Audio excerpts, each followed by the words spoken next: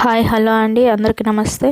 First mushroom pulao చేద్దాం రండి. First డేక్ష పెట్టుకుని అందులో 2 టేబుల్ స్పూన్ నూనె, 2 టేబుల్ స్పూన్ల ఆయిల్, హోల్ గరం మసాలా, జీడిపప్పు అన్నీ వేసేసి ఆనియన్స్, పచ్చిమిర్చి అన్నీ వేసేసి వేగాలి. తర్వాత అల్లం వెల్లుల్లి పేస్ట్ వేసి బాగా వేగాక తర్వాత అందులో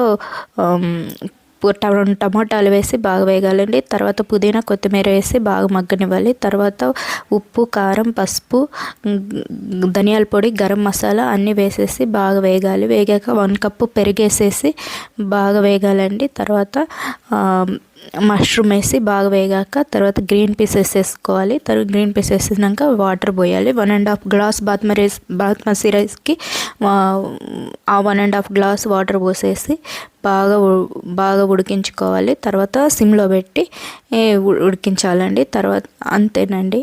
బాయ్. ఈ వీడియో నచ్చితే లైక్ చేయండి. ఫుల్ వీడియో కావాలంటే ఛానల్లోకి వెళ్ళి చూడండి.